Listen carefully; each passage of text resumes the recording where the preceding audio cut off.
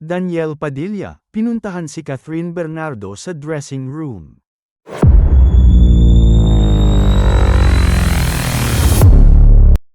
Ayon sa mga tsismis na kumakalat, si Daniel Padilla, isang sikat na kapamilya star, ay nagpunta sa dressing room ng kanyang ex-girlfriend na si Catherine Bernardo sa nakaraang ABS-CBN Christmas special para makipag-usap sa aktres.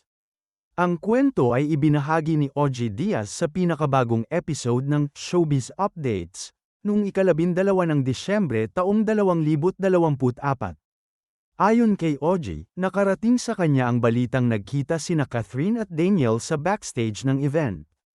Ang insidente ay nangyari sa dressing room ni Catherine, kung saan nakarinig si OG ng tsismis na may dala pang mga bulaklak si Daniel nang dumating siya.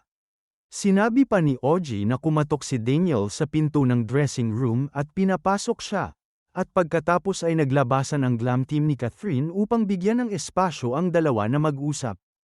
Inamin naman ni OG na ang mga impormasyon tungkol sa pagkikita ng dalawa ay mga tsismis lamang na narinig niya mula sa ibang tao.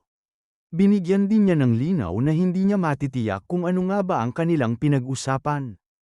Kaya't tanging sina Catherine at Daniel, pati na rin ang mga taong nandoon, ang makakapagbigay ng tiyak na detalye ukol sa insidente. Dagdag pa niya, malay naman namin, wala naman kami doon. So, hindi natin alam kung ano ang pinag-usapan ng dalawa. Ito ay nagpapakita ng pagpapahalaga ni OG sa privacy ng mga personalidad at sa limitasyon ng kanyang mga impormasyon. Kaya't, hindi malinaw kung ang mga tsismis na ito ay totoo. Kaya't tanging ang dalawang dating magkasintahan ang makakapagsabi kung ano man ang nangyari sa likod ng mga eksena. Sa kasalukuyan, habang sinusulat ang artikulong ito, wala pang opisyal na pahayag o reaksyon mula kina Catherine at Daniel hinggil sa nasabing insidente. Ang kanilang pananaw ay nananatiling hindi pa nabibigyan ng pansin sa publiko. Dahil dito, patuloy na naging usap-usapan ang issue sa social media at sa mga fans ng dalawa, na patuloy na naghihintay ng sagot mula sa kanila. Walang alinlangan, ang relasyon ni Catherine at Daniel ay palaging tampok sa mata ng publiko, kaya't kapag may ganitong mga issue o rumors, agad na kinukuha ang atensyon ng mga tagahanga at ng media. Hindi rin maiiwasan na magbigay ang mga tao ng kanilang opinyon ukol sa nangyari, kahit pa ang mga detalye ng kanilang usapan ay hindi pa tiyak.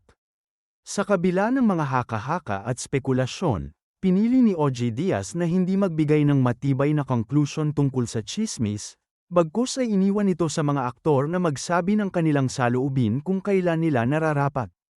Kaya't sa ngayon, ang publiko ay patuloy na nagmamasid at naghihintay ng anunsyo mula sa mga pangunahing tauhan.